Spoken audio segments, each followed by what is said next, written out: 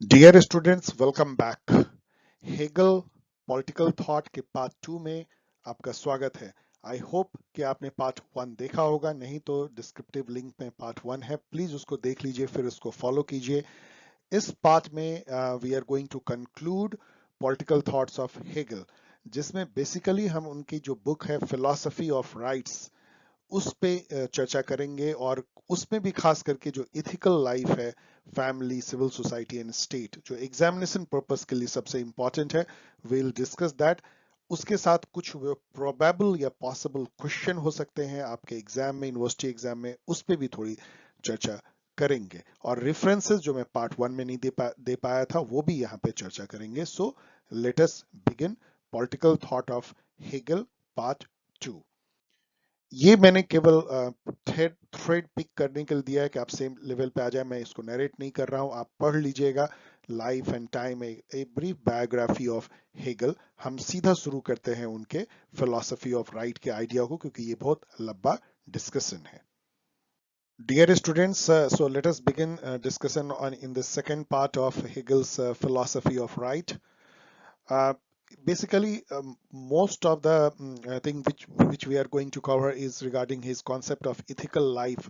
But कैसे वो ethical life is related to his idea of rights in general, उसे पहले हम लोग देखते हैं। यदि हम जिस देखें, जो उनकी जो बुक है फिलोसफी ऑफ राइट्स में, जो उनके पॉलिटिकल थॉट को बेसिकली कंटेन करती है, थ्योरी ऑफ स्टेट को, so he starts with the concept of right, अधिकार, हक। और उसको वो कहते हैं कि वो कोई हवा में नहीं है, नैरो सेंस में नहीं है, एब्स्ट्रैक्ट नहीं है। इट इम्प्लाइज ड्यूटीज, आपकी जो कर्तव्य हैं, रिस्पॉन्सिबिलिटी है, मोरल रिस्पॉन्सिबिलिटी कह लीजिए, प्रोविजन, क्या आप कर सकते हैं, क्या नहीं कर सकते हैं, किस चीज की परमिशन है, नहीं है, किस प्रिंसिपल पे आप चलते हैं, code of conduct and all अपने लाइफ में। वर्चू को भी ये डिनोट करता है राइट, और फ्रीडम को ये बेसिकली डिनोट करता है। तो ये फ्रीडम और राइट को जोड़ते हैं। इनका जो सिस्टम ऑफ राइट है, मतलब राइट और उससे जुड़े हुए जो चीजें जो आपको मैंने भी बताया, वो एक रिप्रेजेंट करते हैं एक रियल ऑफ एक दुनिया जो फ्रीडम को एक्चुअली आपको देती है। एक्चुअलाइज फ्रीडम मतलब वो है जो रियलाइज फ्रीडम है, जो फ्रीडम ऐसे ही किताबों में नहीं है, जो आप डे टू डे जी करके, सपनों में नहीं लेकिन डे टू डे जी करके, जो आप नॉर्मल वर्ल्ड में, वर्ल्ड ऑफ ह्यूमन बीइंग में आप जिस फ्रीडम को एंजॉय करते हैं, वो राइट को रिप्रेजेंट करता है। यदि आपको अधिकार है तो आपको जो है आजादी है। कहने का ये मतलब है इनका। कैसे, यहाँ पे ये आगे बढ़ते हैं, ये जिस्ट है इसलिए इसको आगे भी हम लोग डिस्कस करेंगे कि दो चीजें जो है मॉडर्न सोशल लाइफ को रिप्रेजेंट करती है, जिसके बगैर हम कल्पना नहीं कर सकते हैं। एक है प्रॉपर्टी, दूसरी है कॉन्ट्रैक्ट। प्रॉपर्टी को ये एक इस रूप में देखते हैं कि संपत्ति एक व्यक्ति के व्यक्तित्व के विकास के लिए जरूरी है। एक पर्सन जो है अपने को अपनी प्रॉपर्टी के थ्रू ही रिफ्लेक्ट करता है कि वो क्या है। प्रॉपर्टी एक्वायर करने में और फिर उस प्रॉपर्टी को यूज करने में, डिस्पेंस करने में, ट्रांजेक्ट करने में, उसकी फ्री एजेंसी का सबसे जो है वो प्योर फॉर्म सामने आता है। और इसलिए एक फ्री पर्सनैलिटी बनने में, फ्री एजेंसी बनने में प्रॉपर्टी का बहुत बड़ा रोल है। कॉन्ट्रैक्ट जो है मतलब आप एक दूसरे से कॉन्ट्रैक्ट करते हैं, बिजनेस के लिए करते हैं, वहां पे आपकी एज ए फ्री पर्सनैलिटी का सबसे प्योर फॉर्म सामने आता है, बिकॉज आप एकदम फ्री हैं कॉन्ट्रैक्ट करने के लिए, कॉन्ट्रैक्ट करने के लिए, लीगली उसको निभाने के लिए, लीगली उसको तोड़ने के लिए। तो इससे बड़ा और पर्सनैलिटी का कोई मैनिफेस्टेशन नहीं हो सकता है। तो इसलिए प्रॉपर्टी एंड कॉन्ट्रैक्ट जो है मॉडर्न सोशल लाइफ इसके बगैर नहीं चल सकती है। यहाँ पे आपको ध्यान देना चाहिए कि कितने अलग ढंग से ये प्रॉपर्टी की व्याख्या करते हैं और क्यों प्रॉपर्टी जो है एक इंपॉर्टेंट है एक इंडिविजुअल के लिए। अब ये आगे बढ़ते हैं कि यदि ऐसा है कि प्रॉपर्टी एंड कॉन्ट्रैक्ट नेसेसरी है और वो फ्रीडम भी आपको देता है, प्रॉपर्टी और कॉन्ट्रैक्ट, तो वो कहते हैं कि अब देखिए कि जो एब्स्ट्रैक्ट राइट है, हवा में राइट मान लीजिए, एकदम मतलब हमें कुछ भी करने का अधिकार है, ये हमारा राइट है, तो वो तो फिर हॉब्सिनियन वर्ल्ड में बदल जाएगा, war of all against all हो जाएगा। आपको कोई मार के आपकी प्रॉपर्टी ले लेगा, कोई किसी एक कॉन्ट्रैक्ट का कोई इज्जत नहीं करेगा तो फिर क्या बचेगी? मतलब यदि सबको सब कुछ करने का अधिकार है, सबको लाइसेंस है कुछ भी करने का, तो जो लॉक भी बोलते हैं वो दुनिया नहीं चल सकती है। सो अल्टीमेटली वो उस सोशल स्ट्रक्चर को ही डिस्ट्रॉय कर देगा जो प्रॉपर्टी और कॉन्ट्रैक्ट के लिए जरूरी है, और जिसमें प्रॉपर्टी और कॉन्ट्रैक्ट अपने मायने पाता है। इसलिए एब्स्ट्रैक्ट राइट को वो रिजेक्ट कर देते हैं। मतलब कि one is able to do whatever one wants desire, ये कोई राइट नहीं है, नहीं चल सकता मॉडर्न वर्ल्ड में, क्योंकि वो ऐसा स्टेबल सोशल स्ट्रक्चर हमको नहीं देता है जहां पे कि प्रॉपर्टी और कॉन्ट्रैक्ट लगातार आप उसका इंजॉय कर पाए। अब वो कहते हैं कि सेकेंड लेवल में जब हम आगे बढ़ते हैं तो ये होता है कि ठीक है, हम मोरल सब्जेक्टिविटी, हर पर्सन जो है वो एक मोरल सब्जेक्ट बन जाता है। सब्जेक्ट मतलब आपको मैंने पहले ही बताया है, एक पर्सन, एक व्यक्ति जो जिसमें सेंस है, जिसमें कॉन्सियंस है, जिसमें अपना विल फॉर्म करने की ताकत है, वो सेल्फ मास्टरी है उसके अपने विल पे। So one is master of one wills desire. अब खुद कब उसके विल और डिजायर पे काबू है कि उसको क्या करना है, एंड ही इज और she also morally responsible for his act और हर एक्ट। इसको मोरल सब्जेक्ट कहते हैं कि वो अपने विल डिजायर को खुद ही डिटरमिन कर पाता है अपने सेल्फ कॉन्सियसनेस से, और जो वो उस पे एक्ट करता है उसके लिए भी वो खुद जिम्मेदार है। तो मोरल है यहाँ पे, मोरल गुड, मोरलिटी आती है, वेलफेयर आता है, गुडनेस आता है, इस टाइप का सब्जेक्ट है। तो इससे ये कहते हैं कि ठीक है, ये एब्स्ट्रैक्ट राइट के ऊपर एक इम्प्रूवमेंट तो है कि प्रॉपर्टी और कॉन्ट्रैक्ट आपको थोड़ा बहुत बना जरूर रहेगा यदि हर कोई मोरल सब्जेक्ट की तरह बिहेव करेगा, लेकिन इसमें भी प्रॉब्लम है, वो आगे हम लोग देखेंगे, क्योंकि उनका कहना है कि ये नॉन इंस्टीट्यूशनल सॉल्यूशन है एब्स्ट्रैक्ट राइट का। यहाँ कोई इंस्टीट्यूशन नहीं आता, तो ऐसे में कोई मोरल सब्जेक्ट जो है वो है कि नहीं है, वो सब अपने अपने में डिसाइड कर रहे हैं कि क्या मोरली गुड है, क्या हमें करना जस्ट है। तो ये तो फिर लॉकियन जो है स्टेट ऑफ नेचर टाइप का हो गया। थर्ड स्टेट आता है कि ओनली इथिकल लाइफ। अब एब्स्ट्रैक्ट राइट से हम आगे बढ़ते हैं मोरल सब्जेक्टिविटी, लेकिन वो कहते हैं जो रियल सॉल्यूशन है राइट एंड फ्रीडम का, वो है having a ethical life, system of ethical life. Ethical life वो कहते हैं जहां पे कि इंडिविजुअल जो है एक मेंबर है सर्टेन सोशल इंस्टीट्यूशन का, वो एक नॉर्मल एब्स्ट्रैक्ट इंडिविजुअल नहीं है, एटॉमिक इंडिविजुअल नहीं है, वो एक सोशल इंस्टीट्यूशन का, चाहे वो फैमिली हो, चाहे सिविल सोसाइटी हो, चाहे स्टेट हो, उसका एक रिस्पॉन्सिबल मेंबर है। और उस मेंबर के रूप में वो ड्यूटी परफॉर्म करता है, उस सोशल इंस्टीट्यूशन का नॉर्म को फॉलो करता है, एक पर्टिकुलर रोल निभाता है, अप्रोप्रिएट बिहेवियर करता है, रिस्पॉन्सिबिलिटी उठाता है, सेक्रीफाइस एंड बर्डन जो है उस सोशल स्ट्रक्चर का वो उसको निभाता है। ऐसा इथिकल लाइफ लीड जब एक इंडिविजुअल करता है, तब क्या होता है, दो चीजें होती है। देखिए, individual is not only master of his own will. अब केवल ये नहीं है कि वो मोरल सब्जेक्ट के जैसा अपने ही विल का मास्टर, वो है अपने विल का मास्टर, लेकिन इसके साथ में वो जो चूज करता है एंड और गोल, वो रिफ्लेक्ट करता है उसका एक रैशनल बीइंग होना, जो कि रीजनड है, रैशनल है। और वो जो एंड गोल है, जो इंडिविजुअल अपने ही विल से डिसाइड करता है, वो सपोर्ट करता है और सस्टेन करता है उस सोशल स्ट्रक्चर को जो नेसेसरी है free personality and moral subjectivity के लिए। मतलब वो ऐसे सोशल स्ट्रक्चर को सपोर्ट करता है जो प्रॉपर्टी और कॉन्ट्रैक्ट के का जो आपको आनंद है या फ्रीडम है वो कंटिन्यूअस दे सकते हैं। ऐसा सोशल स्ट्रक्चर को ये सपोर्ट करता है, and goal determined by the members of the social institution who leads a ethical life। यदि ऐसा होता है तो हेगल कहते हैं तो वो इंडिविजुअल गेन करता है दो टाइप की फ्रीडम, एक सब्जेक्टिव फ्रीडम जो कि यहाँ पे एब्स्ट्रैक्ट राइट से आती है कि हमें जो करना है वो हम करेंगे और हम अपने मास्टर अपने विल का खुद हैं।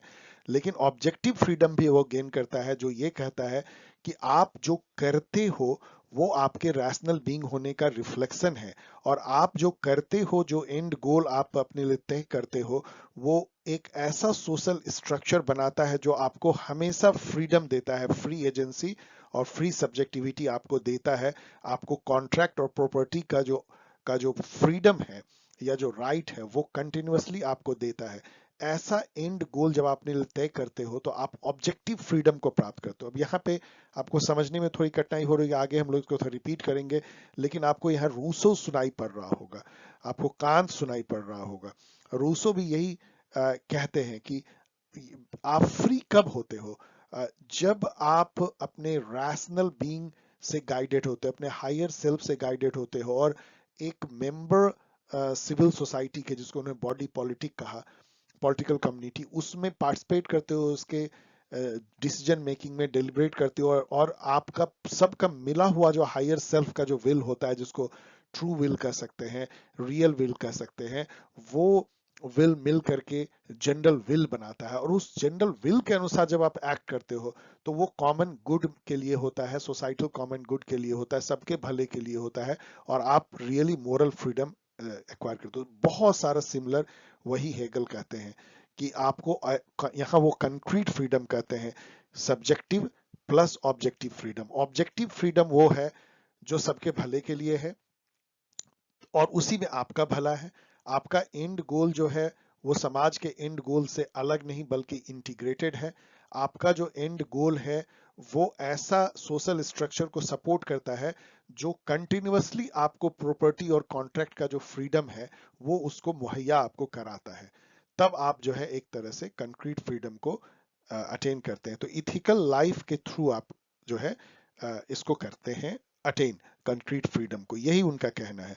और यहाँ पे एक बात और है जो आगे हम लोग समझेंगे कि ये डायलेक्टिक को भी यहाँ पे यूज करते हैं कैसे, वो हम लोग देखेंगे। इससे पहले कि हम लोग ये देखें कि कैसे एब्स्ट्रैक्ट राइट और मोरल सब्जेक्टिविटी और इथिकल लाइफ जो है एक डायलेक्टिकल सिस्टम का पार्ट है हेगल के, थोड़ा सा और देखें कि उनका आइडिया ऑफ राइट क्या है, अधिकार। जैसा पहले भी मैंने जिस्ट में कहा कि राइट को वो एक नैरो सेंस में नहीं लेते हैं कि हमें जो करना का मन है वो करें, उसका हक है हमको। अ, अधिकार उसको वो इस तरह से लेते हैं कि it denotes entire normative domain, duty, obligation, provision, permission, principle, virtue and so on. ये तो रिपीटेड है, और ये हिंदू धर्म से कितना मिलता है आप जरा याद कीजिए। हमारे यहाँ भी राइट जो है उसका यही मायने है, वहां कोई अधिकार नहीं बल्कि कर्तव्य से आप गाइडेड होते हैं, और आपका आपका जो कर्तव्य है दूसरे को अधिकार देता है, यही तो है अधिकार का प्रिंसिपल, वही हेगल भी कहते हैं। और कोई भी कलेक्टिविस्ट बोलेगा जो कम्युनिटी, सोसाइटी, कलेक्टिव लाइफ की कल्पना करेगा, कम्युनिटेरियन, वो यही कहेगा। He links right to rationality and freedom, जो हम लोगों ने देखा, क्योंकि ऑब्जेक्टिव फ्रीडम में राइट अंतर्निहित है, और ऑब्जेक्टिव फ्रीडम तब होता है जब आप रैशनल एंड गोल सेट करते हैं, जब आप ऐसे एंड गोल सेट करते हैं जो आपके रैशनल ह्यूमन बीइंग होने का रिफ्लेक्शन है। यानी कि आपका जो एंड गोल है वो समाज का जो एंड गोल है, उन दोनों में कोई भेद नहीं है, कोई में डाइवर्जेंस नहीं है। आप एरिस्टोटल के अनुसार आप एक इंडिविजुअल अपने इडोमोनिया को प्राप्त करता है, हैप्पीनेस, गुड लाइफ को, और साथ साथ जो है कम्युनिटी अपने गुड लाइफ को सिक्योर करती है। Something involving right implies that it is the ground of duty or the basis of some virtue। यही तो है धर्म में भी, किसी को कोई अधिकार है इसका मतलब कोई उसके लिए सेक्रीफाइस कर रहा है, कोई उसकी ड्यूटी कर रहा है, तभी उसको राइट मिल रहा है, तो ये एक वर्च्यू को भी डिनोट करता है। Right is a condition of expression of freedom. ये कई लोगों ने कहा है कि राइट मतलब कि फ्रीडम का एक्सप्रेशन है, राइट मतलब वो कंडीशन है जिससे आप अपने को मोरली आप डेवलप कर सकते हैं, बगैर उसके नहीं कर सकते हैं। और फ्रीडम वही चीज तो है, आजादी करने की। The system of right represents A realm of actualise freedom. ये भी रिपीट हो रहा है, मतलब कि इनका जो सिस्टम ऑफ राइट है जो इन सब चीजों से आता है, वो एक एक्चुअलाइज फ्रीडम का डोमेन को दिखाता है, जहां फ्रीडम एक्चुअली रियलाइज हो रही है। अब ये आते हैं कि ये ऐसा ऑब्जेक्टिव फ्रीडम या राइट कैसे अचीव होता है। इनका कहना है कि जो हमारा सोशल अरेंजमेंट है, चाहे वो फैमिली हो, सिविल सोसाइटी हो, स्टेट हो, उसका चैलेंज ये है कि कैसे हम ये सिस्टम ऑफ राइट का जो डिमांड है उसको रिकंसाइल करें, जो हमारा इंस्टीट्यूशनल अरेंजमेंट है, जो प्रैक्टिसेस हैं, और जो हमारे नॉर्म्स हैं, कैसे बनाएं कि ये दोनों में बैलेंस हो पाए। So the various institutions and practices, together with the norms and values that hold them together, must be in place if freedom is to be realized in a common community of people. तो ये basically institutional solution ढूंढते हैं freedom का, या जो कि right भी है। Actualise freedom is nothing but right. तो ये कहते हैं कि एक हमें ऐसा इंस्टीट्यूशनल अरेंजमेंट बनाना पड़ेगा और ऐसे नॉर्म एंड प्रैक्टिसेस उसके डेवलप करने पड़ेंगे जिसमें कि इंडिविजुअल का अधिकार जो है वो भी सुरक्षित रहे और समाज का जो कॉमन गुड है वो भी जो है वो आगे बढ़े। ये रिकंसिलेशन जब हो जाएगा, जो हमने पिछले स्लाइड में देखा कि कैसे हो जाएगा, वो ऐसे हो जाएगा कि जब इंडिविजुअल अपना एंड गोल इस तरह से बनाता है कि वो सपोर्ट करता है ऐसे सोशल स्ट्रक्चर को जो उसको कंटिन्यूअसली प्रॉपर्टी और कॉन्ट्रैक्ट का जो है राइट दे सके, फ्रीडम दे सके, उसके फ्री पर्सनैलिटी और फ्री सब्जेक्टिविटी को हमेशा बनाए रख सके। तो ऐसे कंडीशन में दोनों गोल अचीव हो जाते हैं, इंडिविजुअल का अपना इंडिविजुअल गोल और समाज का जो है वो कॉमन इंटरेस्ट का गोल, दोनों एक हो जाता है।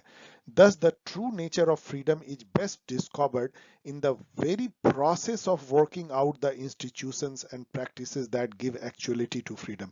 ये जो लैंग्वेज आप देख रहे हैं जिसको मैं एक्सप्लेन कर रहा हूं, ये जो है ऑफ कोर्स बॉशर एंड कैली से ली गई है बहुत सारे इसके वर्ड। ये वो हैं जो कि हेगल के लगभग समझिए वर्ड में है, या ट्रांसलेटेड या interpreted.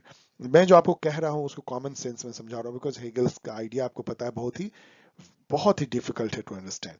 Thus, true nature of freedom is best discovered in the very process of working out the institutions and practices that give actuality to this freedom.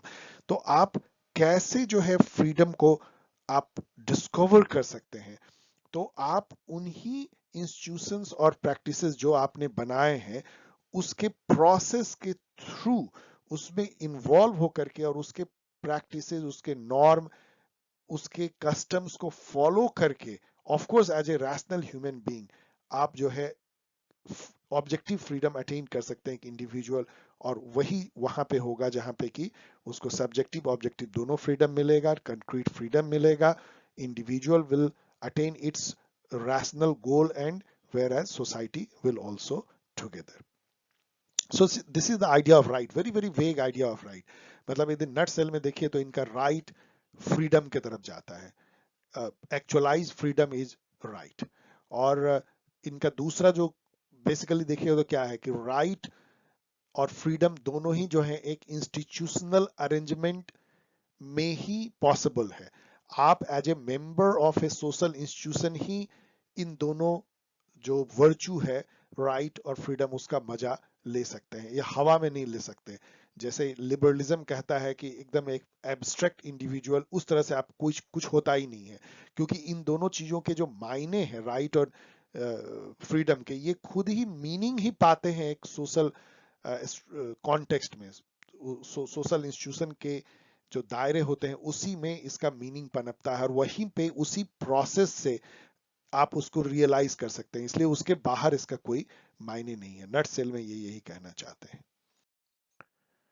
यहां पे जो मैं आपको कहना चाहता था कि ये जो अब तक तो आप समझ गए होंगे कि इनका 3 पार्ट में ये बांटते हैं जो सोशल लाइफ है, और एक डायलेक्टिक में उसको ले जाते हैं। जो थेसिस कह लीजिए, या जो मतलब टू बिगिन विथ, वो एब्स्ट्रैक्ट राइट का कॉन्सेप्ट है। इसका एंटीथेसिस जो है क्या है, मोरलिटी है, इसका मोरल सब्जेक्टिविटी कहिए। और फिर इन दोनों का सिंथेसिस जो है वो इथिकल लाइफ है। जैसा मैंने आपको बताया कि एब्स्ट्रैक्ट राइट जो है वो वर्ल्ड ऑफ फ्री पर्सनालिटी है, फ्री एजेंसी है, जिसको आप लिबरल वर्ल्ड कह सकते हैं। लिबरलिज्म में हर इंडिविजुअल अपने आप में एक एंड है, अपने आप में एक एटम है, एटोमिस्टिक लाइफ है, पॉजिटिव इंडिविजुअलिज्म है, प्रॉपर्टी एंड कॉन्ट्रैक्ट है, निगेटिव राइट है, हमको कुछ भी करने का अधिकार है जो एज ए फ्री पर्सन हम कर सकते हैं। I have got the will to do whatever I am able to do. Note, लेकिन इसको ये कहते हैं कोई ये ट्रू फ्रीडम नहीं है, क्योंकि यदि आपका विल डिजायर जो है वो आपके ही वश में नहीं है, आप ड्रिंक करना चाहते हैं, कुछ भी ड्रिंक कर लेंगे, पैसे को उड़ा लेंगे, कितना भी फास्ट ड्राइविंग करेंगे, किसी को कुचल देंगे, या आप कोई भी ऐसी हरकत करेंगे जिससे कि आपको दूसरे की परवाह नहीं हो, तो क्या ये ऐसी, इसको क्या आजादी आप कह सकते हैं? मतलब जहां पे कि हम कहते हैं कि हम अपने ही इच्छाओं के गुलाम हैं, जो हमारे धर्म में भी कहा जाता है। सो ये ट्रू फ्रीडम नहीं है, क्योंकि यहाँ पे प्रॉब्लम ये है कि आपको करने की आजादी है तो सबको करने की आजादी है कुछ भी, तो आपका प्रॉपर्टी और कॉन्ट्रैक्ट जो है वो सुरक्षित है ही नहीं। तो हॉब्सेनियन वर्ल्ड में हम चले जाएंगे, या मतलब बहुत अच्छा होगा तो लॉक के वर्ल्ड में जाएंगे, जहां हर कोई जज, जूरी, एग्जीक्यूशनर खुद ही है। तो वैसे में आपका प्रॉपर्टी और कॉन्ट्रैक्ट का जो मजा है या राइट है या फ्रीडम है वो आप नहीं इंजॉय करेंगे। उसकी जो एंटीथेसिस है वो है कि आप वर्ल्ड ऑफ मोरल सब्जेक्ट में इंटर करते हैं। यहाँ कोई इंस्टीट्यूशनल अरेंजमेंट तो नहीं है, लेकिन हर व्यक्ति जो है वो अपने विल पे उसका काबू है, और वो उस एक्ट के लिए मोरली रिस्पॉन्सिबल भी है। तो वहां पे लाइफ जो है काफी अच्छा हो सकता है। मोरल कॉन्सियसनेस है, मोरल रिस्पॉन्सिबिलिटी है, वेलफेयर, गुडनेस है। लेकिन इसमें प्रॉब्लम दो है। एक तो है कि कंटेंट ऑफ विल, मतलब आप क्या सोचते हैं, क्या चीज आप फ्रेम करते हैं कि आपको ये करना चाहिए, वो आप कैसे डिसाइड करते हैं? क्योंकि कोई इंस्टीट्यूशन तो है नहीं, कोई गाइड करने वाला है नहीं, आपको जो मन में आएगा वही करेंगे। और सेकंड ये है कि ये जो जो आप करते हैं, क्या वो वही होगा जो दूसरे लोग सोच रहे हैं, या हर कोई यदि अलग अलग सोचेगा तो उसका रिकंसिलेशन कैसे होगा? हर हर व्यक्ति यदि अपने आप में मोरल सब्जेक्ट है, तो अपने आप में मोरल दुनिया है, अपनी मोरल प्रिंसिपल है, सब अपने अपने मोरलिटी से चल रहे हैं। तो ऐसे में कौन जज होगा कि यूनिवर्सल मोरलिटी क्या है समाज में, या सब जिसको फॉलो करेंगे? और यदि ऐसा होता है तो फिर क्या कोई ऐसा सोशल स्ट्रक्चर कभी प्रोड्यूस हो सकता है जो आपके कॉन्ट्रैक्ट और प्रॉपर्टी को बचाए रख सके? नहीं होगा, क्योंकि सबकी मोरलिटी अलग अलग है, सब अलग अलग मोरल सब्जेक्ट है। तो इसीलिए इस दो प्रॉब्लम के चलते आपको एक सिंथेसिस करना पड़ता है, वो इथिकल लाइफ में है। इथिकल लाइफ में आप जो है कम्युनिटी के मेंबर के तौर पे, रिस्पॉन्सिबल मेंबर के तौर पे बिहेव करते हैं। और ये जो कम्युनिटी है जिसके आप मेंबर होते हैं वो सब इथिकल इंस्टीट्यूशन है, मतलब वो मोरलिटी इथिक्स पे चलती है। वो कोई आपका लिए self interested institution as such नहीं है, वो इथिकल इंस्टीट्यूशन है। और वो स्फेयर ऑफ वर्च्यू है, क्योंकि वहां पे जो है आपको एक particular moral code of conduct, आपको बर्डन सेक्रीफाइसेस लेने पड़ते हैं, मोरल रिस्पॉन्सिबिलिटी लेनी पड़ती है, आपको जो समाज के जो नियम है और समाज के जो जो गोल है उसको भी देखना पड़ता है। एंड यहाँ पे आप जो है वही जो जनरल विल का कॉन्सेप्ट आ जाता है कि you are guided by your higher self. जो रूसो कहते हैं कि हर इंडिविजुअल का सेल्फ जो है उसमें एक रैशनल सेल्फ होता है और एक जो है इंपेरिकल सेल्फ होता है। आप जब रैशनल सेल्फ से गाइडेड होते हैं, आपने ट्रू विल से गाइडेड होते हैं, तो आप एक, हेगल के अनुसार, वो आप इथिकल लाइफ में प्रवेश करते हैं। आप एक इथिकल इंस्टीट्यूशन के मेंबर के तौर पे एक्ट करते हैं, और वहां पे आप कंक्रीट फ्रीडम पाते हैं, जो हम लोग ने अभी दूसरी तीसरी बार हम लोग देख रहे हैं।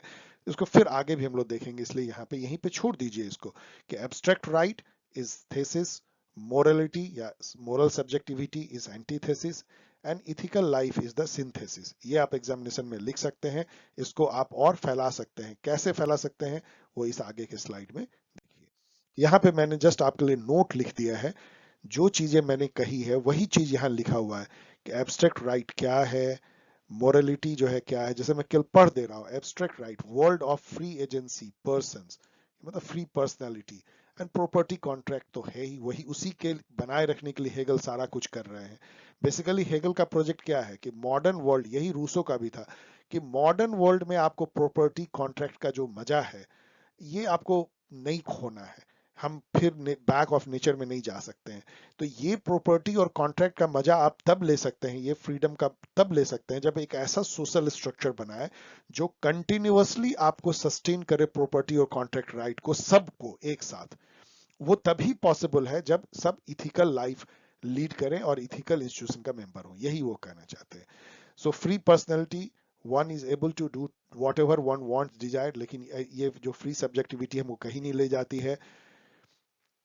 इसका कारण यह है कि जो वांट्स और डिजायर जो है वो इरेशनल है, तो क्या, जो हम लोगों ने कहा, सो इज ही फ्री? नहीं, फ्री नहीं है। मोरलिटी की दुनिया ये है कि social world in which agents interact with each other not just as a person through the institution of property, contract and punishment, but also as subjects, as moral subjects.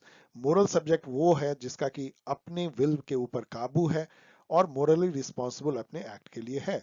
but whether the end goal is as per one's own will is virtuous, good, and provides support for the institutional structure needed for the development and maintenance of the personality and subjectivity. ये problem है इसमें कि जो आप will decide करते हो, क्या वो वर्चुअस गुड है, क्या वो आपके रैशनल बीइंग का रिफ्लेक्शन है कि आप बस कुछ सोचते हो और वो है, और क्या वो एक ऐसे इंस्टीट्यूशनल स्ट्रक्चर को सपोर्ट करता है जो आपको कंटिन्यूअसली कॉन्ट्रैक्ट और प्रॉपर्टी का मजा दे पाता है, या कंटिन्यूअसली आपको वो free personality and free subjectivity का जो फ्रीडम है वो देता है। ये नहीं हो पाता है, इसीलिए हम इथिकल लाइफ में प्रवेश करते हैं, क्योंकि ये non institutional solution to problem of abstract right है। तो इसलिए ये सब्जेक्टिव फ्रीडम है, मतलब जो जो जो मोरलिटी के थ्रू जो हमको फ्रीडम मिलती है वो सब्जेक्टिव फ्रीडम मिलती है। तो हम एब्स्ट्रैक्ट राइट से सब्जेक्टिव फ्रीडम पे आ चुके हैं, थेसिस एंटीथेसिस। लेकिन अब इससे हम जा रहे हैं कंक्रीट फ्रीडम पे, वो इथिकल लाइफ को लीड करके जाते हैं। इथिकल लाइफ क्या है? Individual as a member of certain social institution, the family, social civil society and the state. यहाँ पे जो रियल में है वो है duties, norm of social behaviour, role, responsibilities. Individual is not only master of his own will but also chooses ends which are reflection of his being rational being and support and sustain social structure necessary for free personality and moral subjectivity। मैं केवल इसलिए read कर रहा हूँ कि उसको मैं बार बार explain कर रहा हूँ। Here I am just reading कि आप आंख बंद करके सुन सकते हैं। तो यहाँ पे इंडिविजुअल जो है is not only master of his own will, लेकिन वो जो एंड गोल डिसाइड करता है वो उसके रिफ्लेक्शन, उसके रैशनल बीइंग होने का रिफ्लेक्शन होता है, और वो एक ऐसे इंस्टीट्यूशनल स्ट्रक्चर को सपोर्ट या सोशल स्ट्रक्चर को सपोर्ट करता है जो रिक्वायर्ड है उसके फ्री पर्सनैलिटी और मोरल सब्जेक्टिविटी का, मतलब जो उसको कॉन्ट्रैक्ट एंड प्रॉपर्टी का राइट या फ्रीडम कंटिन्यूअसली मुहैया करा सकता है। ऐसे सोशल स्ट्रक्चर को रिप्रोड्यूस करने में सहायक होता है वो इंड गोल जो as a ethical life lead करते हुए एक individual member of ethical social institution का मेंबर होते हुए अपने लिए इंड गोल तय करता है, being master of his own will, किसी दूसरे के द्वारा गाइड किया हुआ नहीं।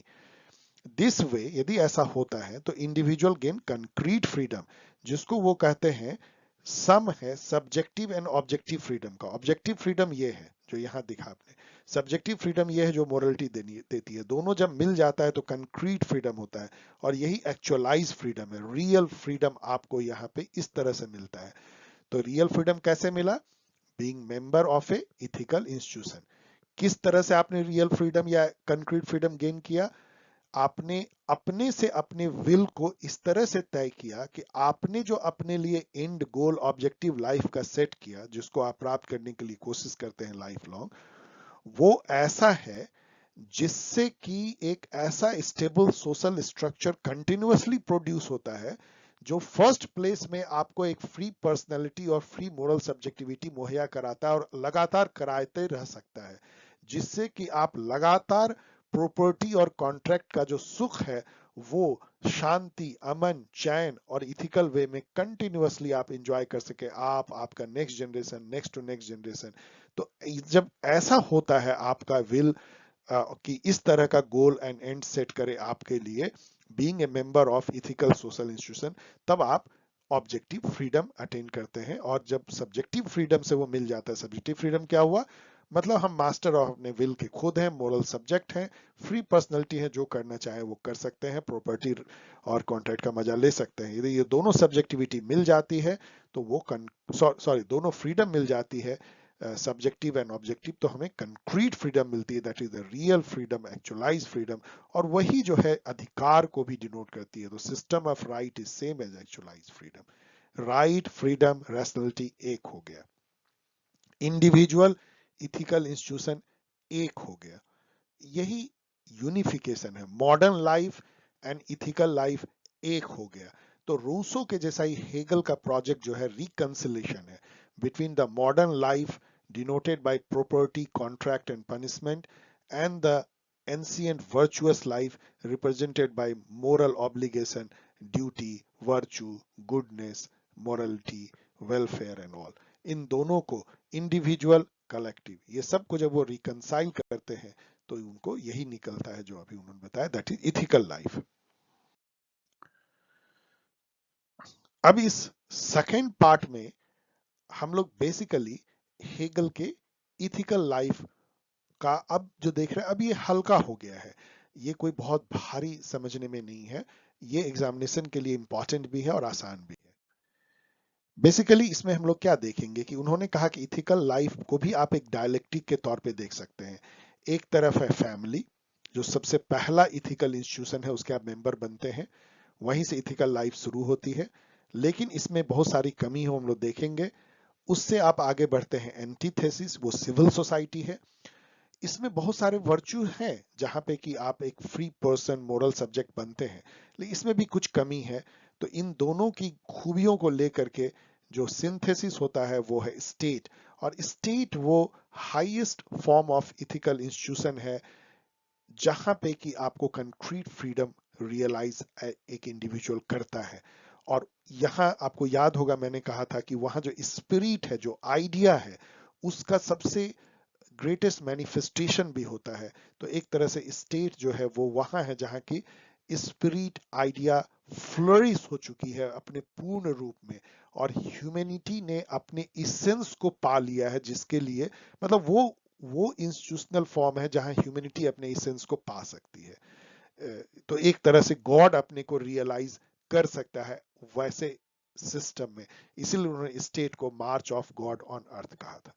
तो अब इसको हम लोग आगे देखेंगे। ये तो मैंने आपको एक तरह से समझिए कि डायग्रामेटिकली बता दिया कि कैसे थेसिस, एंटीथेसिस, सिंथेसिस आपको एग्जाम में ऐसा लिख सकते हैं। इसके जो बेसिक जो गुण है वो भी यहाँ मैंने दे दिया, जिसको हम लोग आगे एक्सप्लेन करेंगे। फैमिली में यूनिटी है, लव है, ड्यूटी है, सेक्रीफाइस है, पर्टिकुलर अल्ट्रुइज्म है। पर्टिकुलर अल्ट्रुइज्म क्या हुआ, मतलब आप एक दूसरे के लिए मरते हैं, आप एक दूसरे के लिए सोचते हैं। एक भाई भाई के लिए सोचता है, बहन अपने भाई के लिए सोचते हैं, बहन भाई जो है बहन के लिए सोचता है, माता पिता के लिए, पिता माता के लिए, लाइक दैट। लेकिन ये पर्टिकुलर है, आपके अपने फैमिली से बाहर सोचते हैं कि अपने फैमिली के बाहर नेबर से आप झगड़ा करते हैं, ईर्ष्या करते हैं। तो पर्टिकुलर अल्ट्रुइज्म है। यूनिटी बहुत ऑब्वियस है कि फैमिली में बहुत यूनिटी होती है। ये लव, सेक्रीफाइस किनसी पे बेस्ड होता है, ड्यूटी पे बेस्ड, यहाँ पे अधिकार की बात नहीं करते हैं, ये सेक्रीफाइस पे बेस्ड होता है। यहाँ पे आप ये नहीं कहते हमको क्या मिल रहा है। सिविल सोसाइटी जो है वो पर्टिकुलरिटी का दुनिया है। मतलब यहाँ पे देखिए क्या होता है, आप फैमिली से निकल के सिविल सोसाइटी में क्यों जाना पड़ता है। हेगल कहता है कि आपकी फ्री पर्सनालिटी और फ्री सब्जेक्टिविटी के विकास के लिए जरूरी है कि आपको फैमिली से बाहर निकलना होगा। यदि आप बाहर नहीं निकलोगे, आप जॉब नहीं करोगे, अर्न नहीं करोगे, प्रॉपर्टी नहीं रखोगे, कॉन्ट्रैक्ट नहीं करोगे, आप ट्रेड, कॉमर्स, इंडस्ट्री के दुनिया में नहीं आओगे, तो आप कभी एज ए व्यक्ति जो है डेवलप नहीं कर पाओगे, एज ए पर्सन डेवलप नहीं कर पाओगे। एक व्यक्ति को आप फैमिली में केवल छोड़ दीजिए, प्यार में डूबा रहेगा, तो उसका कोई लाइफ नहीं है, हेगल कहते हैं। उसमें आपको निकलना पड़ता है। लेकिन ये दुनिया जो है, ये सेल्फ इंटरेस्टेड इंडिविजुअल की दुनिया है सिविल सोसाइटी। सिविल सोसाइटी का मतलब आप समझ लीजिए कि हेगल के नजर में कि जो फैमिली और स्टेट के बीच में है, जहाँ पे कि वर्ल्ड ऑफ ट्रेड है, वर्ल्ड ऑफ कॉन्ट्रैक्ट है, वर्ल्ड ऑफ इंडस्ट्री है, वर्ल्ड ऑफ एग्रीकल्चर है, काम धंधा बिजनेस, इसका जो वर्ल्ड है, तो ये एक सेल्फ इंटरेस्टेड दुनिया है। ये सिस्टम ऑफ नीड्स है, आप दूसरे का नीड पूरा करते हैं। जजमानी सिस्टम याद कीजिए, हिंदू व्यवस्था में नाई आपका बाल काटता है, आप उसको चावल देते हैं, सिस्टम ऑफ नीड है। पुरोहित आपके यहाँ पूजा कराता है, आप भोजन देते हैं, लाइक दैट। बार्टर सिस्टम से लेके ये सिस्टम नीड है। सेल्फ इंटरेस्टेड इंडिविजुअल मिलते हैं, सब अपने अपने सेल्फ इंटरेस्ट में काम करता है। यहाँ पे कोई अल्ट्रुइज्म नहीं है, याद कीजिए फैमिली के जैसा। लेकिन चूंकि सबको सबकी जरूरत है, इसलिए सबका भला होता है। यही तो सिविल सोसाइटी का मामला है, यही तो समाज का मामला है, अभी भी ऐसा होता है। म्यूचुअल एडवांटेज है, इसीलिए सब एक दूसरे के साथ प्रेम से बर्ताव करते हैं। कॉलेजिबिलिटी है एक तरह। कॉलेजिबिलिटी क्या होता है, जब मिल करके आप सब कुछ करते हैं, आपको क्योंकि अब सबको सबकी जरूरत है, साथ चल सकते हैं समाज में तभी, जबकि एक एक एक बेयर मिनिमम लेवल की एक कंसेंसस हो, मिल बैठ करके आप बातचीत करते हैं। तो इसलिए वो कहते हैं कि ये एक यूनिवर्सल ईगोइज्म है। ईगोइज्म मतलब क्या होता है, सेल्फ, आपका अपना जो सेल्फ है। सब चूंकि सेल्फ इंडिविजुअल जो है वहां पे जुड़ते हैं, तो यूनिवर्सल है, मतलब कि सभी का ईगो यहाँ टकराता है। लेकिन चूंकि एक यूनिवर्सलिज्म है यहाँ पे, क्योंकि सब अपने अपने सेल्फ इंटरेस्ट को देखते हुए भी, चूंकि सबको म्यूचुअल एडवांटेज है, दूसरे का भी ध्यान रखना है, इसीलिए एक ऐसी व्यवस्था आती है जो यूनिवर्सल हो जाती है as far as self is concern. तो यूनिवर्सल ईगोइज्म है यहाँ पे।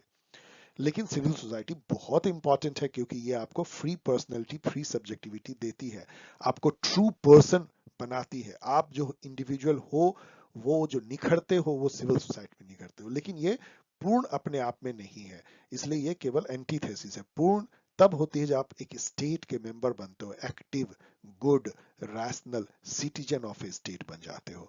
वहां पे तो पूर्ण यूनिवर्सलिज्म है, ये यूनिटी है, ये पर्टिकुलरिटी है, तो ये यूनिवर्सलिज्म है। यहाँ पे अब क्या होता है, यूनिवर्सल एल्ट्रुइज्म है। स्टेट किसी व्यक्ति की केवल भलाई के लिए नहीं सोचता, स्टेट किसी पर्टिकुलर ग्रुप के भलाई के लिए नहीं सोचता। ये मान लो ये लोहार का ग्रुप है, कमार का ग्रुप है, सुनार का ग्रुप है, डॉक्टर का ग्रुप है, इंजीनियर, इसके लिए नहीं सोचता। वो सबके भले के लिए एक साथ सोचता है। यहाँ यूनिवर्सलिज्म है, यूनिवर्सल अल्ट्रुइज्म। हम आइडियलिज्म की बात कर रहे हैं। स्टेट एक्चुअल में अब मार्क्सिज्म में देखिएगा तो किसके लिए सोचता है वो अलग है, और लिबरलिज्म में अलग है, इलीट थ्योरी कहते हैं। लेकिन आइडियलिज्म क्या है, स्टेट जो है सबके भले के लिए है, किसी एक व्यक्ति, किसी एक ग्रुप के भले के लिए नहीं है। यहाँ ये perfectly ethical and perfectly rational organisation है, क्योंकि इससे ऊपर आप क्या जाओगे जहां आप सबके भले के लिए सोच रहे हो। हाईएस्ट लोकस ऑफ फ्रीडम है, इसलिए यहाँ पे आपको कंक्रीट फ्रीडम मिलता है, ऑब्जेक्टिव फ्रीडम मिलता है। वो फ्रीडम मिलता है जो कि सबको हर समय उसके भले के लिए होता है, जिसको कि आप कह सकते हैं कि सबका साथ, सबका विकास, सबका विश्वास वाला यदि रियल में ऐसा हो तो वो स्टेट है। मतलब जिसमें सबका साथ है, सबका विश्वास है, और सबका मतलब कि प्रयास भी है, तो वो स्टेट है, वो हाईएस्ट लोकस ऑफ फ्रीडम है। सिविक वर्च्यू एंड पार्टिसिपेशन है। मतलब सिविक वर्च्यू क्या है, जहां पे कि आप ये नहीं सोचते हो कि आप किस जाति, धर्म, किस रेस, किस ग्रुप के मेंबर हो। आप सोचते हो कि आप एक ऐसे स्टेट के मेंबर हो, एक ऐसे नेशन या ऐसे कौम, ये एक ऐसा ग्रुप जिसके लिए हमें मर मिटना है, जिसके लिए हमको सब कुछ करना है, जो हमें सब कुछ देता है, जिसके लिए हम हैं, जिससे हम सब पाते हैं। तो वो सिविक वर्च्यू है। एंड पैट्रियोटिज्म उसी से आती है कि जब आप ऐसा सोचते हो कि ये हम इंस्टीट्यूशन हमारे लिए सब कुछ करता है, हम इसके लिए कुछ भी कर सकते हैं। एंड ये हाईएस्ट स्टेज ऑफ स्पिरिट है, जो मैंने आपको बताया। स्पिरिट भी अपने को यहाँ पे जो है फुल्ली रियलाइज पाता है, गॉड अपने को फुल्ली रियलाइज पाता है जब स्टेट इस टाइप का आइडियल या रैशनल स्टेट की जब परिकल्पना आप सोचिए, जब ऐसा होता हो तो। ऑफ कोर्स मैं फिर बोलूंगा कि सब आइडिया है, रियल से इसका नाता नहीं है, ऐसे अभी समझिए आप। हेगल आइडियलिस्ट थे। तो family is thesis, civil society antithesis, और स्टेट जो है सिंथेसिस। ये तीनों मिलकर क्या बनता है, इथिकल लाइफ। इथिकल लाइफ, और यही आपका सिलेबस है, यही पढ़ना है, इसी को हम लोग इतने बार बार में देख रहे हैं। और इथिकल लाइफ यदि आप लीड करते हैं तो आपको रियल राइट मिलता है, रियल अधिकार मिलता है। जो कुछ नहीं है वो एक्चुअलाइज फ्रीडम है। और फ्रीडम क्या है, subjective plus objective freedom. Objective freedom क्या है, जो आपके रैशनल ह्यूमन बीइंग होने का रिफ्लेक्शन है, वो rationality is objective freedom. Subjective freedom your irrational freedom. ये दोनों मतलब कि जो मर्जी हो वो करे, ये दोनों फ्रीडम मिलती है। कंक्रीट फ्रीडम, कंक्रीट फ्रीडम कहाँ मिलता है, वो स्टेट जैसे इंस्टीट्यूशन में ही मिलता है। लेकिन ये प्रोग्रेशन जरूरी है family civil society to state का। अब जो ये तीनों का जो डिस्क्रिप्शन है, ये केवल एग्जामिनेशन के लिए समझिए, एक तरह से मैंने नोट बनाया, मैंने सब कुछ कह दिया है जल्दी जल्दी, केवल इसको मैं रीड कर रहा हूँ। Family is first stage of the ethical life, first and primary association, social organisation है, नेचुरल इथिकल कम्युनिटी है फैमिली। आप समझ सकते हैं, नेचुरल है और इथिकल कम्युनिटी है, इसमें अनइथिकल क्या है। Ethical mind in its natural and immediate phase, जो आप जब पैदा होते हो और जो आपका जो इथिकल माइंड होता है, वो अपने नेचुरल और इमीडिएट फेज में अपने को फैमिली में पाता है। First stage of ethical life है training ground for good person, good citizen. Hegel कहते हैं यही तो वो ट्रेनिंग ग्राउंड है, यही एरिस्टोटल भी बोलते हैं कि ट्रेनिंग ग्राउंड है गुड पर्सन होने का, गुड सिटीजन होने का। Family fulfils man's biological need, आपको खाना चाहिए, भोजन चाहिए, सेक्स चाहिए, ये सब जो है, प्यार चाहिए, मोहब्बत चाहिए, बिलोंगिंगनेस चाहिए, ये सब आपको फैमिली में मिलता है। ये फैमिली आपको बायोलॉजिकल नीड को पूरा करता है, इमोशनल नीड को पूरा करता है। इसलिए ये रियल्म ऑफ लव है, यूनिटी है, सेक्रीफाइस है, ड्यूटी है, ट्रस्ट है, मोरल ऑब्लिगेशन है। आप समझिए किस टाइप की भावना हमारे अंदर होती है जब हम फैमिली में होते हैं। एंड ये फॉर्मेटिव ग्राउंड है development of reason, personality and freedom का। मतलब यहीं पे आप free personality, free subjectivity develop करते हैं फर्स्ट टाइम। मैरिज पे उन्होंने बहुत कुछ लिखा है, इनफैक्ट पूरी वीडियो बनाई सकती है। इनके लिए मैरिज कोई कॉन्ट्रैक्ट नहीं था जैसे लिबरल डॉक्ट्राइन में है, ये एक इथिकल मोरल रिलेशनशिप है। एरिस्टोटल के जैसा ये कहते हैं, एरिस्टोटल से बहुत चीजों ने लिया है। एरिस्टोटल के तरह ये कहते हैं कि वुमेन जो है वो इंफीरियर होते हैं मैन से बायोलॉजिकल, सॉरी लॉजिकल कैपेबिलिटी में, रीजनिंग में, रैशनलिटी में। और इसीलिए जस्ट लाइक एरिस्टोटल ने कहा है कि वुमेन को फैमिली या प्राइवेट रोल में ही अपने को कन्फाइन करना चाहिए। अब इस पे आप बहुत विवाद कर सकते हैं, आप हेगल को एरिस्टोटल के श्रेणी में रख सकते हैं, और बहुत सारे ऐसे फिलोसफर जिन्होंने कि रूसो और कई अधिकतर जो पॉजिटिव फ्रीडम या कलेक्टिविज्म, ये एक बहुत अजीब सी बात है कि जो भी कलेक्टिविस्ट हुए हैं ज्यादा उन्होंने जो है जो समाज और कम्युनिटेरियन, उन्होंने वुमेन को थोड़ा सा कन्फाइन रखा है, उसके बदले जो ज्यादा इंडिविजुअलिस्ट रहे। ऑब्वियस भी हो सकता है। तो ये इनकी एक निगेटिव है। और ये फैमिली की लिमिटेशन जो है बहुत सारा ये बताते हैं कि यहाँ पे पर्टिकुलर अल्ट्रुइज्म है, यूनिवर्सल अल्ट्रुइज्म नहीं है, हम लोग जानते हैं, मैंने आपको डिस्क्राइब किया। It is not sufficient for development of self consciousness of individual. मतलब पूरी तरह से आप सेल्फ कॉन्शियस, पूरे रैशनल इंडिविजुअल नहीं बन सकते हैं, क्योंकि आप वहां पे प्रॉपर्टी को उस तरह से यूज नहीं कर पाते हैं, फ्री उसका कॉन्ट्रैक्ट नहीं कर पाते हैं, सेल्फ इंटरेस्टेड नहीं हो पाते हैं, आप अपनी फ्री एजेंसी नहीं दिखा पाते हैं। So only by entering into the social production and market relation, जो कि आपको सिविल सोसाइटी देता है, दोनों सोशल प्रोडक्शन के में जुड़ना और मार्केट रिलेशन में आप भाग लेना as a free agency, individual develops his subjectivity, free personality and moral subjectivity. तो इसलिए वो सिविल सोसाइटी में जाना जरूरी होता है। ये एक थेसिस है, सिविल सोसाइटी उसका एंटीथेसिस है। सिविल सोसाइटी पे हेगल ने बहुत काम किया है। आप यदि देखें कि सिविल सोसाइटी की परिकल्पना को बनाने में जो सबसे बड़ा जो योगदान है, जबकि इसकी शुरुआत सोशल कॉन्ट्रैक्ट थ्योरी लोगों ने की थी, हॉब्स ने, लॉक ने, लेकिन वहां पे सिविल सोसाइटी से लॉक का सिविल सोसाइटी देखेंगे तो वो लगभग आपको लगता है कि पॉलिटिकल कम्युनिटी है, बॉडी पॉलिटिक है जो रूसो कहते हैं, उस टाइप का है। जो लोग मिल करके सोशल कॉन्ट्रैक्ट करते हैं वो सिविल सोसाइटी बनाते हैं। सिविल सोसाइटी का ही एक पार्ट जो है गवर्नमेंट है। तो ग्राम्स्की जो है वो सिविल सोसाइटी को बहुत एलॉबरेट एक्सपाउंड करते हैं अपने हेजेमनी के थ्योरी में। और इस तरह से आप देखेंगे तो बहुत सारे थिंकर ने बाद में, हेगल के बाद, सिविल सोसाइटी पर काफी काम किया है कि सिविल सोसाइटी क्या है, इसका नेचर क्या है। अभी भी इस पे काफी स्टडी रिसर्च होती है। सिविल सोसाइटी आज के दुनिया में क्या माना जाता है, जो स्टेट नहीं है और जो फैमिली लव किनशिप के रिलेशन से भी बाहर है, मार्केट से भी थोड़ा बाहर है, बीच में जो है world of NGOs, world of जो जो जो नॉन गवर्नमेंटल ऑर्गेनाइजेशन या not for profit organisation, social movement, social organisations, professional world, उस टाइप की जो दुनिया है वो सिविल सोसाइटी कही जाती है। हेगल के नजर से जो मैं आपको दूसरी बार बता रहा हूं, लेकिन फिर भी ये समझना जरूरी है कि ये सिविल सोसाइटी को एक बहुत कंक्रीट फॉर्म में देखते हैं, जो वर्ल्ड ऑफ ट्रेड है, कॉमर्स है, इंडस्ट्री है, एग्रीकल्चर है, world of social production and market है, जो स्टेट के पहले है लेकिन फैमिली के ऊपर है, जहां पे कि एक individual as a free agency जुड़ता है, फ्री पर्सनैलिटी डेवलप करता है, जो प्रॉपर्टी होल्डर है, जो कॉन्ट्रैक्ट में इंटर करता है as a partner, as a मतलब एजेंट, और जो एक दुनिया है जहां पे कि एक इंडिविजुअल जो है वो बिजनेस करता है, ट्रेड करता है, एग्रीकल्चर करता है, और अपनी फ्री पर्सनालिटी को डेवलप करता है, मोरल सब्जेक्ट बनता है। ये है सिविल सोसाइटी। उनका कहना था कि civil society is a kind of difference या बिटवीन फैमिली एंड स्टेट, एक तरह का बीच का है, वो एंटीथेसिस है between the thesis which is represented by family and the synthesis which is represented by state.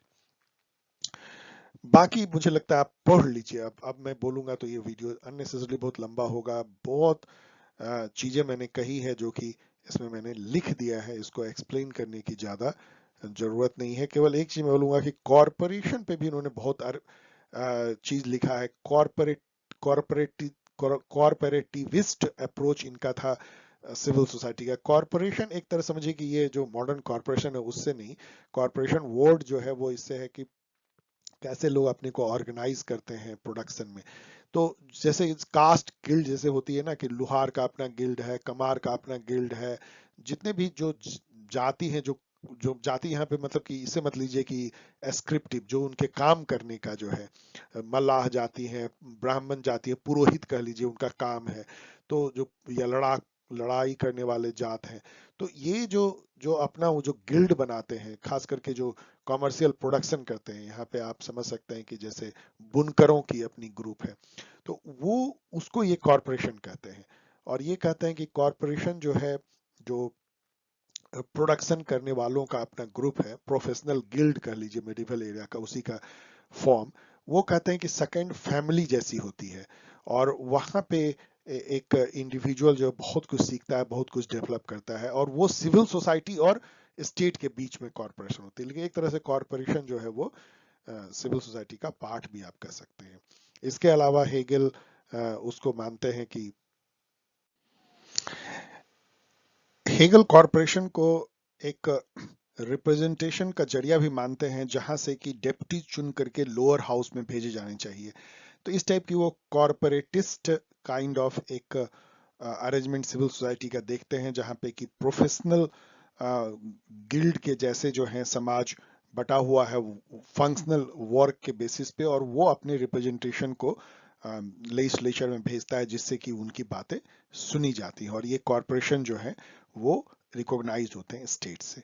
तो सिविल सोसाइटी का बहुत इंपॉर्टेंट रोल हेगल देखते हैं दोनों ही तरीके से। एक कि कैसे वो आपको free personality, free subjectivity develop करने में हेल्प करता है एक इंडिविजुअल को, और कैसे वो एक रिप्रेजेंटेशन का अरेंजमेंट भी बनाता है, जिससे कि समाज के हर प्रोफेशनल तबके को जो एक पर्टिकुलर सोशल प्रोडक्शन में भाग ले रहे हैं, उनको रिप्रेजेंटेशन स्टेट में मिलता है। तो ये एक रोल है, ये एंटीथेसिस है फैमिली का, और सेकेंड स्टेज है इथिकल लाइफ का। जो थर्ड एंड हाईएस्ट स्टेज है इथिकल लाइफ का, वो स्टेट है। इस पे मैंने इसलिए 2 स्लाइड रखी है। स्टेट हेगल के अनुसार, आप जानते हैं कई चीज मैं बोल चुका हूं, लेकिन फिर भी, set of institution and practices that are consciously and directly geared around the common good, मतलब यूनिवर्सल अल्ट्रुइज्म, सबका भला, सबका विकास, सबका अच्छा। ये कोई यदि ऑर्गेनाइजेशन यदि इंश्योर करता है, तो उससे बड़ा, उससे वर्चुअस, उससे रैशनल ऑर्गेनाइजेशन क्या हो सकता है। ऐसे भी आप सोच के देखिए, that is realizing for all citizen the higher good or higher goal, or goal of actual freedom, actualize freedom, सबके लिए अधिकार और सबके लिए स्वतंत्रता जो सुनिश्चित करे जो ऑर्गेनाइजेशन, वो स्टेट है। It is also sphere in which fundamental disposition of individual and official are other regarding one. आप याद कीजिए मिल को सेल्फ रिगार्डिंग, अदर रिगार्डिंग, यहाँ पे जो सिविल सर्वेंट्स हैं, जो एग्जीक्यूटिव हैं स्टेट के, उनका फंडामेंटल डिस्पोजिशन जो है, मतलब जो बेसिक प्रेमिसेज है, वो दूसरे के अल्ट्रुइज्म पे बेस्ड है, अपने लिए नहीं दूसरे के लिए काम करना। और जो इवन जो सिटीजन होते हैं, उनका डिस्पोजिशन है सिविक वर्च्यू एंड पैट्रियोटिज्म, अपने लिए नहीं सोचना बल्कि समाज के लिए सोचना, अपने राज्य के लिए सोचना, स्टेट के लिए सोचना। रूसो को याद कीजिए। इसलिए ये जो है यूनिवर्सल एल्ट्रुइज्म की दुनिया है। वो यदि फैमिली जो है वो यूनिटी की दुनिया थी, यदि सिविल सोसाइटी पर्टिकुलरिज्म की दुनिया थी, तो ये यूनिवर्सलिज्म की दुनिया है, यूनिवर्सल अल्ट्रुइज्म की दुनिया है state. Only through the state institutions, social conditions for sustaining free personality and moral subjectivity are continuously reproduced. ये तो मैं तीसरी बार बता रहा हूँ, केवल स्टेट जैसे रैशनल सोशल इंस्टीट्यूशन में ही वो सोशल स्ट्रक्चर लगातार बनाए रखा जा सकता है, पैदा हो सकता है, जो कि at first place free personality और मोरल सब्जेक्टिविटी आपको बनाए रखने में हेल्प करता है। इसका मतलब है कि स्टेट ही वो सोशल इंस्टीट्यूशन है जो आपको कंटिन्यूअसली प्रॉपर्टी एंड कॉन्ट्रैक्ट के राइट एंड फ्रीडम को मुहैया करा सकता है, कंटिन्यूअसली आपके आपके next generation, next to next generation को, और आपको ही नहीं सबको। It is in the realm of state that freedom enters into its highest right. इसीलिए ये वर्ड उन्होंने कहा है कि freedom enters into its highest right, मतलब राइट एंड फ्रीडम एक तरह से एक हो जाता है। State represent the apex of the system of right. आपका जो सिस्टम ऑफ राइट है जिसमें कि duty, moral obligation, virtue, goodness, welfare सब आता है, वो सिस्टम ऑफ राइट है। और वो जो है कैसे फ्रीडम रैशनैलिटी से स्टेट इंस्टीट्यूशन के थ्रू मिल जाता है, ये तीनों एक हो जाते हैं। State is embodiment of highest development of spirit, ये मैं कितनी बार बता चुका हूं फर्स्ट पार्ट में भी। Embodiment of the universal self consciousness of its citizen, the realisation of their free will. तो मतलब ये एक ऐसा इंस्टीट्यूशन है जो एक इंडिविजुअल को उसका सेल्फ कॉन्शियसनेस को रियलाइज करने में हेल्प करता है, इंडिविजुअल को वो कंक्रीट फ्रीडम देता है, समाज को वो बेस्ट जो कॉमन गुड हो सकता है वो इंश्योर करवाता है, good life of community ensure करवाता है। और वो इसीलिए वो highest development of spirit, idea या सोल, या आप कह सकते हैं गॉड, जो भी कह लीजिए, जो पावर है, स्पिरिट है, उसका वो हाईएस्ट मैनिफेस्टेशन है state. And through the institution of the rational state, God realises its purpose of humanity. जो मैं आपको तीसरी चौथी में बता रहा हूँ, गॉड रियलाइज कर लेते हैं उन्होंने मानव को क्यों बनाया। तो वो स्टेट जैसे ही रैशनल इंस्टीट्यूशन के थ्रू ह्यूमैनिटी अपने इसेंस को पाती है, और इसीलिए गॉड भी अपने सेल्फ कॉन्शियसनेस को पा लेते हैं, रियलाइज कर लेते हैं through the humanity, through the action of humanity. उनका जो पर्पस था ह्यूमैनिटी को बनाने का वो पूरा होता है। इसीलिए वो स्टेट को कहते हैं march of God in the world. As a good citizen of a, इसका मतलब ये मत समझिए कि कोई ये डिवाइन राइट प्रिंसिपल स्टेट का दे रहे हैं, नहीं। इनका कहना बेसिकली ये है कि स्टेट जैसे रैशनल इंस्टीट्यूशन के थ्रू ही ह्यूमैनिटी अपने इसेंस को पा सकती है, सेल्फ कॉन्शियसनेस, जो कॉमन सेल्फ कॉन्शियसनेस है ह्यूमैनिटी का, उसको रियलाइज कर सकती है, इंडिविजुअल अपनी सेल्फ कॉन्शियसनेस को रियलाइज कर सकता है। और यदि ऐसा होता है तो गॉड जो है वो खुद अपने को रियलाइज कर लेते हैं through the actions of the man जिसको उन्होंने बनाया है। मतलब गॉड अपने सेल्फ कॉन्शियसनेस को खुद रियलाइज कर लेते हैं। अब इसका मतलब जो है आप कई तरीके से इसको इंटरप्रेट कर सकते हैं। मैंने आपको फर्स्ट पार्ट में समझाया भी था कि गॉड अपने को रियलाइज करने का मतलब आप हिंदू धर्म के अवतार को देखिए कि क्यों राम चंद्र जी को पृथ्वी पे आना पड़ता है, विष्णु को पृथ्वी पे आना पड़ता है, कृष्ण को पृथ्वी पे आना पड़ता है, जो ईश्वर के अवतार हैं। क्योंकि जब आप, जो हेगल कहते हैं कि गॉड को भी अपने को रियलाइज करने के लिए वो मानव ही बनना पड़ता है, मानव के थ्रू ही गॉड अपने को रियलाइज कर सकता है, अदरवाइज गॉड भी अपने को रियलाइज नहीं कर सकता है। और स्टेट ही वो इंस्टीट्यूशन है जिसके थ्रू गॉड अपने को रियलाइज कर पाता है कि उसने ह्यूमैनिटी को क्यों बनाया था।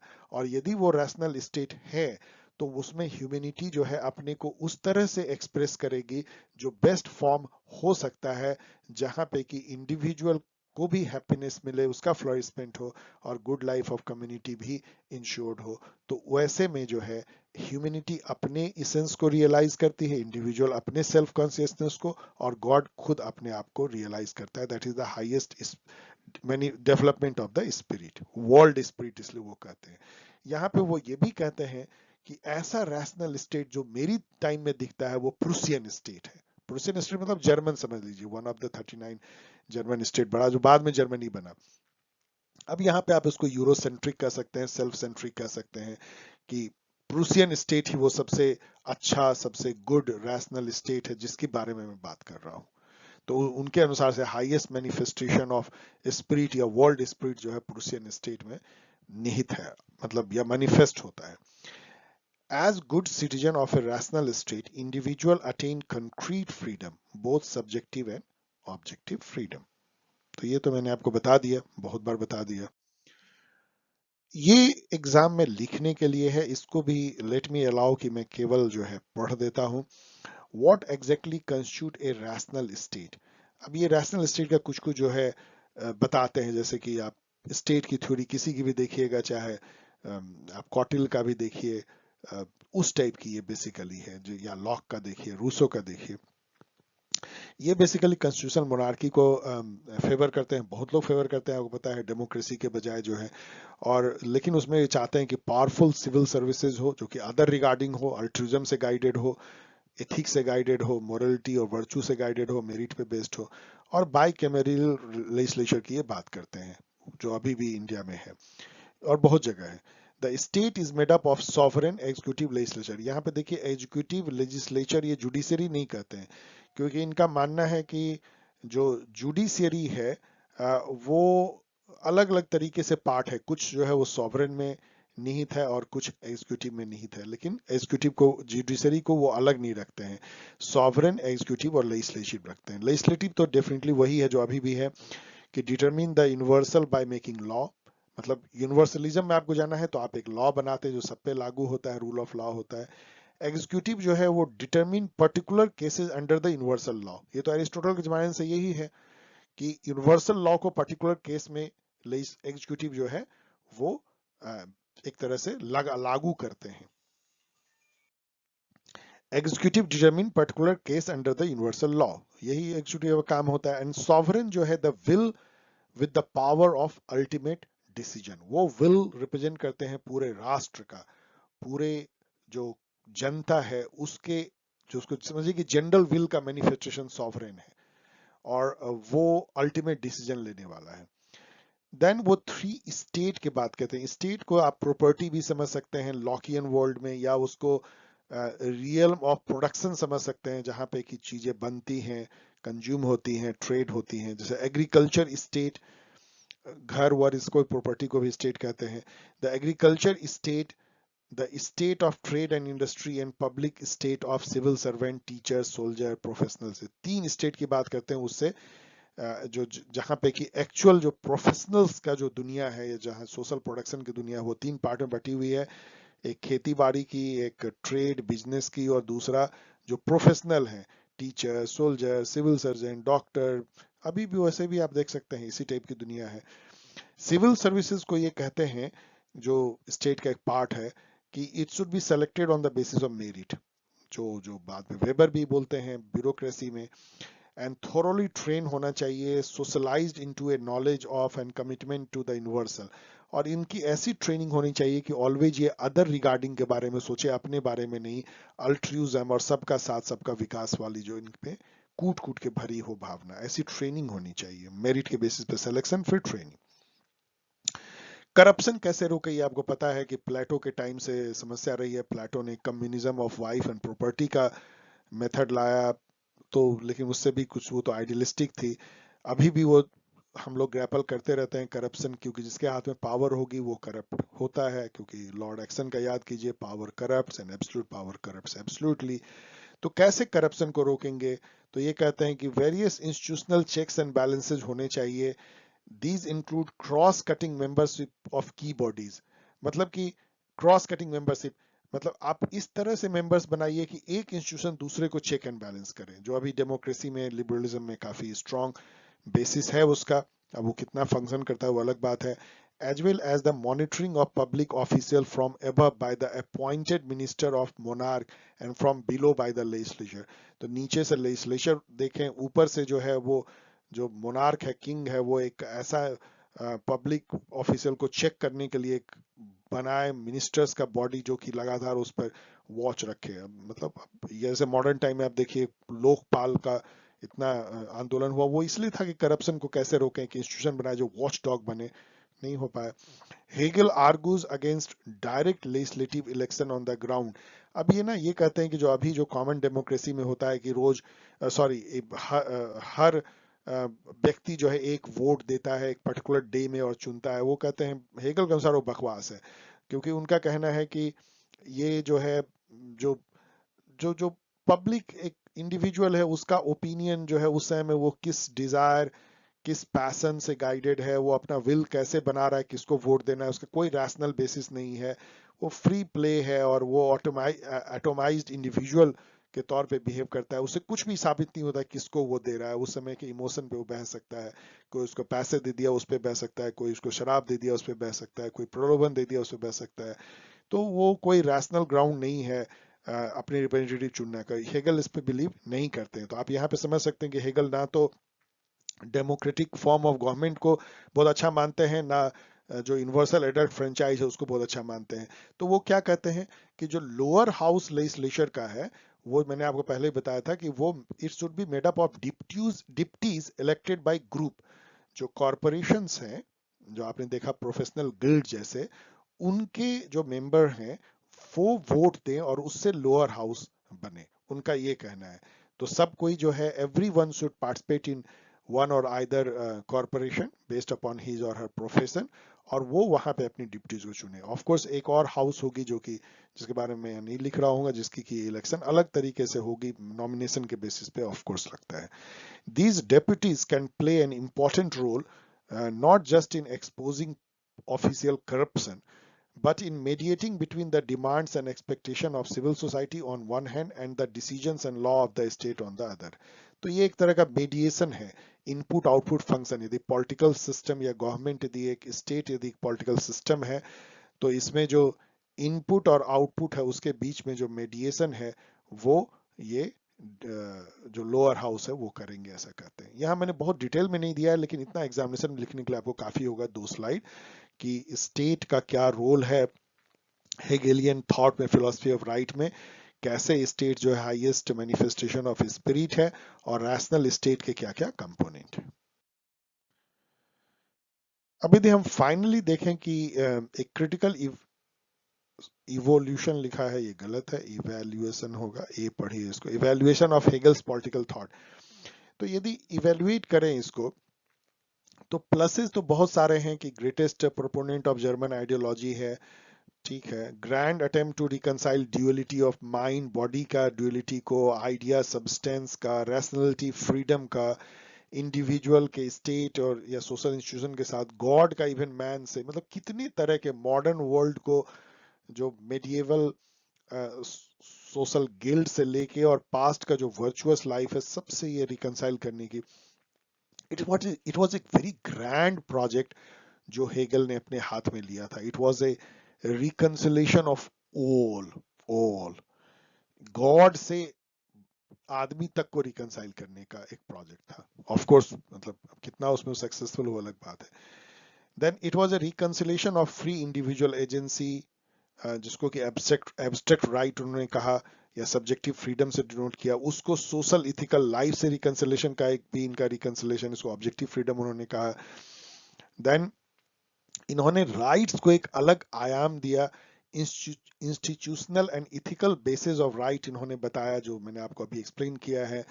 एंड कई लोग इनके जो समर्थक हैं उनको इनको कॉसस, एक type of conservative but liberal reformer मानते हैं जर्मन स्टेट का, और इनको कई लोग unique combination of reformism and conservatism मानते हैं, बिटवीन लिबरलिज्म एंड कम्युनिटेरिज्म मानते हैं। ये दोनों के जो आइडियाज हैं, लिबरल आइडियाज भी इनमें भरे हुए हैं, क्योंकि फ्री पर्सनैलिटी, फ्री सब्जेक्टिविटी की बात करते हैं, फ्रीडम की बात करते हैं।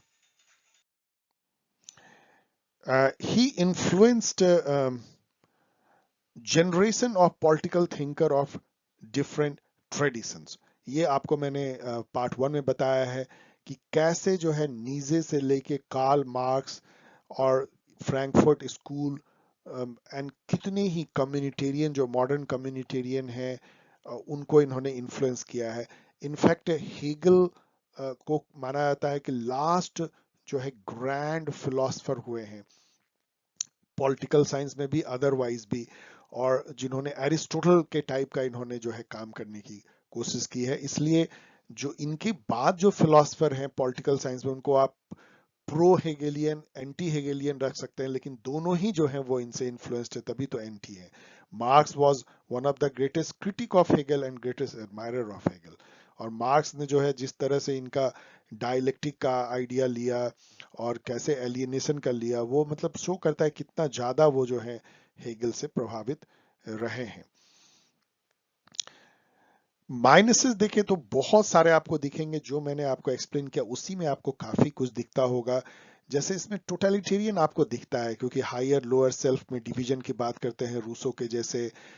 स्टेट का ऑर्गेनिक कॉन्सेप्ट ये देखते हैं, स्टेट को एक ऑर्गन मानते हैं, इंडिविजुअल को उसका लिम्ब जैसा मानते हैं, और ये मानते हैं कि अगेंस्ट स्टेट इंडिविजुअल को कोई अधिकार नहीं है, नो राइट अगेंस्ट स्टेट, और स्टेट नहीं है तो इंडिविजुअल कुछ है ही नहीं। वहां पे वो कंक्रीट फ्रीडम भी नहीं प्राप्त कर सकता है।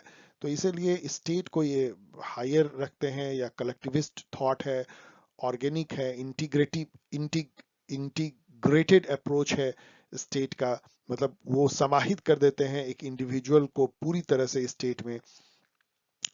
तो इनको कई लोग जो है 20th सेंचुरी में जो फासिज्म हुई उसके एक तरह से बीज इनके आइडियाज में दिखता है रूसो के जैसा।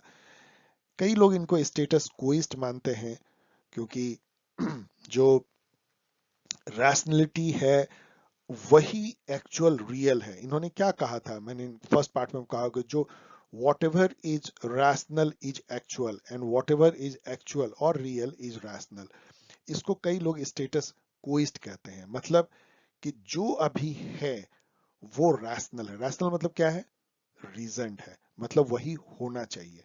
जैसे अभी आपको कोई बोलेगा कि इंडिया में देखो पॉलिटिक्स की क्या हालत हो गई है, सो हेगेलियन थॉट बोलेगा नो नो नो, ऐसा कुछ भी कोई गलत नहीं हुआ है। जैसा अभी पॉलिटिक्स का हालत है वो एक्चुअल है, वो इसलिए ऐसा है कि वैसा ही उसको होना रैशनल है, वही उसकी नियति है, वैसा ही होना ही चाहिए।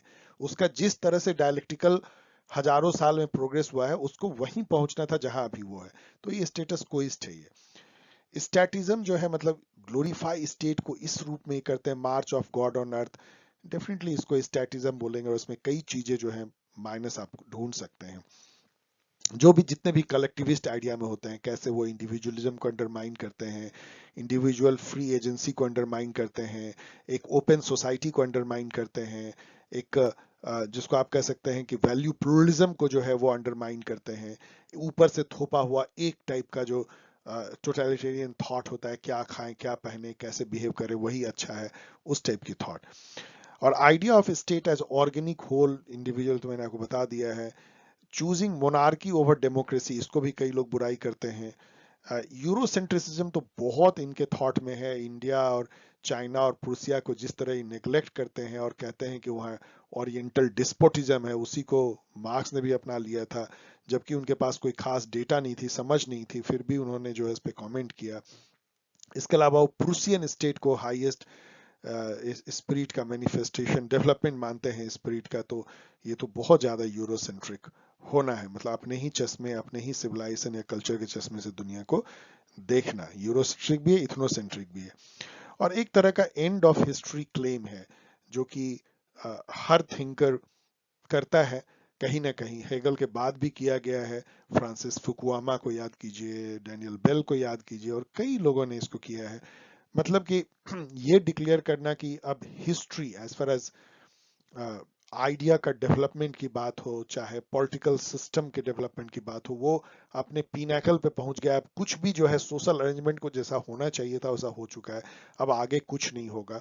हाईएस्ट डेवलपमेंट ऑफ स्पिरिट हो चुका है। ये जो आइडिया है ये कहीं ना कहीं एक निगेटिव थॉट है, और ये भी हेगल में दिखता है कि एंड ऑफ हिस्ट्री, इसके आगे क्या, कुछ नहीं। डियर स्टूडेंट्स, आपको पता है कि मैं हमेशा एग्जामिनेशन के लिए हेल्प करने की कोशिश करता हूं आपको। तो मैंने कोशिश की है कि कुछ क्वेश्चन फॉर्मुलेट करें, क्योंकि फर्स्ट टाइम हेगल इंक्लूडेड है वेस्टर्न पॉलिटिकल थॉट में। तो आपका पिछला कोई क्वेश्चन का तो है नहीं, लेकिन अन्य यूनिवर्सिटीज में जो पूछे गए हैं, इग्नू में खास करके, उससे उभर के मुझे ये लगता है, और आपके सिलेबस को देख करके, कि एक क्वेश्चन तो ये हो सकता है कि critically examine the theory of state as formulated, यहाँ पे दो बार हो गया sorry, as formulated by Hegel, या आप comment on the theory of state. ये थ्योरी ऑफ स्टेट जहां बात आए तो वहां पे आप समझिए कैसे उन्होंने एक ऑर्गेनिक थ्योरी ऑफ स्टेट की बात की है। एक ऑर्गेन है और इंडिविजुअल उसका लिम्स या पार्ट जैसा है। दूसरा, इंटीग्रेटिव थ्योरी ऑफ स्टेट का मतलब इंटीग्रेट करते हैं ह्यूमन और स्टेट को, सॉरी इंडिविजुअल और स्टेट को, कोई अलग अलग नहीं रह जाती है, लिबरल से काफी अलग है। एक कलेक्टिविस्ट अप्रोच है, कम्युनिटेरियन अप्रोच है आप कह सकते हैं, जिसको आप कम्युनिस्ट अप्रोच भी एक तरीके से आप कह सकते हैं, लेकिन वो बहुत अलग तरीके का। उसमें इंडिविजुअल की free personality, free subjectivity, concrete freedom, वो भी अंतर्निहित है जो टोटलिटेरियन स्टेट में नहीं होती है। इसके अलावा आपको इसमें थ्योरी ऑफ स्टेट में जो मैंने 2 स्लाइड दिया है वो पूरा वर्णन कर देना है कि स्टेट से क्या उनका मतलब था, कैसे स्टेट में जो है वो कंक्रीट फ्रीडम एक इंडिविजुअल प्राप्त करता है, और कैसे स्टेट जो है एक सिंथेसिस है फैमिली और सिविल सोसाइटी का इसका सिंथेसिस है, कैसे जो है ये इथिकल लाइफ का हाईएस्ट स्टेज है, कैसे जो है स्पिरिट का ये हाईएस्ट मैनिफेस्टेशन है, लाइक दैट। और फिर स्टेट के जो 3 पार्ट हैं और उसके जो डिफरेंट फीचर्स हैं रैशनल स्टेट के, वो भी सब बताना है, और उसका कुछ प्रॉस एंड कॉन्स भी आपको बताने हैं। Then Hegel conception of ethical life, यदि ये आता है सेकंड क्वेश्चन की discuss Hegel's conception of ethical life, तो आपको इसमें ये यहाँ से शुरुआत करनी चाहिए कि राइट, उनकी जो फिलॉसफी ऑफ राइट है, जैसे मैंने शुरू किया है, वो हमें ले जाती है एथिकल लाइफ पे, क्योंकि वो शुरू होती है एब्स्ट्रैक्ट राइट से, फिर सब्जेक्टिव मतलब मोरल सब्जेक्टिविटी से, लेकिन इन दोनों से भी आपका प्रॉपर्टी और कॉन्ट्रैक्ट का जो फ्रीडम है वो इंश्योर होता नहीं है, तो आपको जाना पड़ता है कि इंस्टीट्यूशनल सॉल्यूशन पे, और वो है इथिकल लाइफ। फिर आपको इथिकल लाइफ का 3 पार्ट बताना चाहिए, जिसमें फैमिली से शुरू होती है जो थेसिस जैसी है, फिर सिविल सोसाइटी और स्टेट। यहाँ पे तीनों को वर्णन करना है, लेकिन चूंकि आपको एक ही क्वेश्चन में सब करना है, उतना डिटेल में देने की जरूरत नहीं है, लेकिन थोड़ा बहुत सब कुछ बताना जो मैंने बताया है। थर्ड क्वेश्चन हो सकता है कि discuss Hegel's conception of civil society, how is civil society related to family and state. यहाँ पे आपको सिविल, वहाँ स्टेट को बताना था, यहाँ सिविल सोसाइटी को डिटेल में बताना है, कैसे वो डिफरेंसिया है बिटवीन फैमिली एंड स्टेट, कैसे उसके क्या क्या पार्ट होते हैं, कॉर्पोरेटिज्म क्या है, उसके कैसे उसे चुन के जाते हैं, सिविल सोसाइटी का रोल क्या है, कैसे ये इंश्योर करता है फ्री पर्सनैलिटी फ्री सब्जेक्टिविटी को, उसकी लिमिटेशंस क्या है, और कैसे फिर वो स्टेट में जाकर के ही जो है कंक्रीट फ्रीडम मिलता है, लाइक दैट। और कितना इंपॉर्टेंट है, क्योंकि सिविल सोसाइटी को इस तरीके से देखने वाले हुए पहले मॉडर्न पॉलिटिकल फिलोसफर थे, उससे पहले किसी ने इस तरह से स्टेट और फैमिली से सिविल सोसाइटी को अलग नहीं किया था जो हेगल ने किया। यदि रेफरेंसेस की देखें, सॉरी कि मैंने फर्स्ट पार्ट में मैं रेफरेंस नहीं दे पाया था, लेकिन सेम रेफरेंस है फर्स्ट पार्ट के लिए भी। मैंने सबसे ज्यादा जो इस पे निर्भर किया है इस वीडियो के लिए, वो वॉचर एंड केली की जो बुक है उस पे किया है। ऑफ कोर्स इन दोनों बुक से मैंने थोड़े बहुत पॉइंट लिए हैं, लेकिन बहुत ज्यादा पॉइंट मैंने इस बुक से लिए हैं। ऑनलाइन रिसोर्सेज मैंने बहुत ज्यादा पढ़ा है, लेकिन बहुत कम मैं यहाँ पे दे पाया हूँ स्पेस के चलते। इग्नू की स्टडी मटेरियल बहुत ही अच्छी है, तो मैंने उसको पढ़ा, उसको यूज भी किया है। विकीपीडिया ऑलवेज हेल्प करता है, एंड स्टैनफोर्ड यूनिवर्सिटी की इस बार जो जे स्टोर की आर्टिकल मैं इस पर नहीं पढ़ पाया हूँ। यूट्यूब वीडियो मैंने कम से कम जो है मुझे लग रहा है 10 मैंने देखे होंगे, उसमें से 2 वीडियो मुझे बहुत पसंद आए हैं, मैंने दोनों का यहाँ पे दिया है, आप उसको भी देख सकते हैं। So thank you. Before I end, so dear students, thanks for watching. यदि आप इस स्लाइड तक पहुंच गए हैं तो आपको बधाई हो। और मैं रिक्वेस्ट करूंगा कि यदि आपने अभी तक डाउनलोड नहीं किया है मॉडल टेस्ट पेपर और एग्जामिनेशन गाइड, तो कर लें। ये one of the best resources हो सकते हैं आपके पीजी इंट्रेंस टेस्ट के लिए, जो यहाँ पे नॉमिनल कॉस्ट पे अवेलेबल है। कोई प्रॉब्लम हो तो आप ईमेल कर सकते हैं। वेबसाइट पे भी आपको बहुत सारे मटेरियल हैं जो फ्री अवेलेबल हैं, आप उसका यूज करें। I will be happy. Twitter पे मुझे लिखे, मेल पे लिखे, आप लिखते भी है काफी, और मुझे जितना टाइम मिलता है मैं जवाब देता हूँ आपके सारे क्वेरीज का, and I like them. And सबसे इम्पोर्टेंट है कि अभी भी आपकी कम्युनिटी की जो संख्या है वो कम है, इसलिए इसको सब्सक्राइब करें, शेयर करें, अपने जूनियर्स को बताएं, जिससे कि ये जो है कम्युनिटी ग्रो करे, और कुछ आप में से वॉलंटियर करें अब मेरे पार्ट बनने के लिए। I am waiting for that. Thank you, see you all, be safe, bye.